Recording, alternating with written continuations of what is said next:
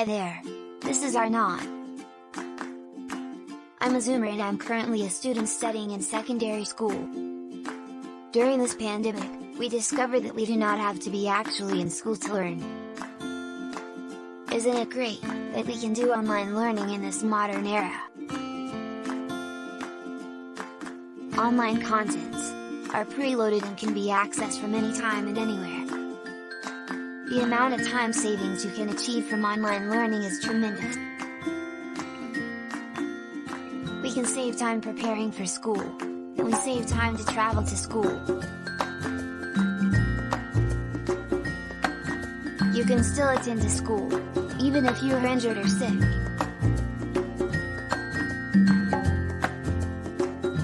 Studies have shown that with the introduction of online learning, it has greatly assisted people in saving time. But, is it really saving you a lot of time? People may ask, don't you find it annoying to wake up early in the morning just to commute that long journey to school?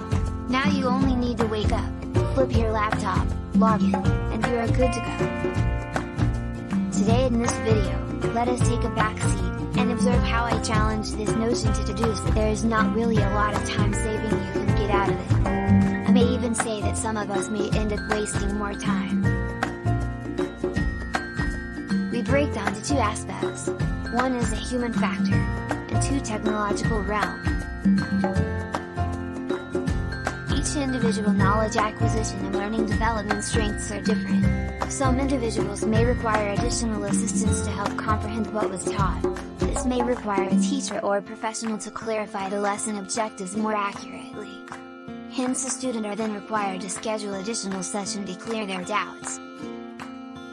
Another human factor involves the environment that the student is doing his online learning. For example, being at home you will have the convenience of all your distractions within arm's reach.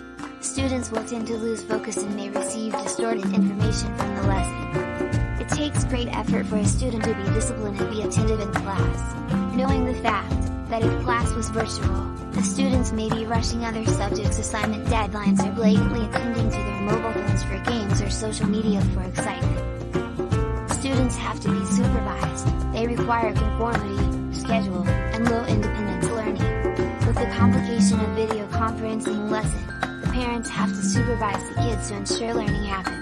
The parents are also there to supervise the technical portion of the pre-lesson setup, which requires to burn the parents' time away from other important matters. Furthermore, in a face-to-face class students will have to be extremely discreet on their phone usage to avoid being caught and punished, thus, making them being more attentive in a live class.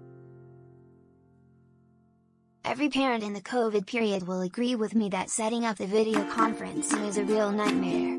The amount of unknown variables that may screw the session is endless to both the teacher and student. I categorize the tech issues to three. First is, internet service provider. Second, the computer hardware capabilities. And lastly, the quality of content. Both A and B are pretty straightforward. You just need to upgrade and this matter will be solved. However, we cannot demand either side to comply and therefore, create either hardware malfunction. Point C intertwine both human and technology aspects. What does of the students during self-directed learning is that the preloaded content is merely the virtual replica of a live lecture. Instead of being physically present, you are just watching a virtual man talking off his virtual slides by a virtual whiteboard. Lecture tends to be very content heavy and focused with minimum to no examples and storytelling. Those students have to dig deep to seek further clarity from the lecturer for the context of the lesson proper. Although, we can somehow try to develop the most comprehensive and interactive online learning content, you will not get the purposeful guidance and engagement that a face-to-face can offer. The online content at most helps to draw out cognitive from the first two levels of the Bloom's taxonomy. With F2F, storytelling can happen and help them to connect with their new knowledge team. Accordingly to Bloom's taxonomy, learning without proper guidance and engagement, students may find difficult to unlock and advance higher up the tier. Students would also then again spend more time trying to unlock their learning needs, trying to advance higher from just acquisition and understanding. I am actually very for online learning. I strongly believe it is the way ahead to keep up with the vast advancement of technology. Education has to keep up with the current generation of learners. The video is reminding the society that we must be aware not to be too idealistic, thinking that education can be fully be online from the get-go. We need to be prudent and pragmatic on the use of online learning, focusing on improving on quality of content, formalize use of checklists for conferences to trigger and invite for constructive questions and also to trigger the students' cognitive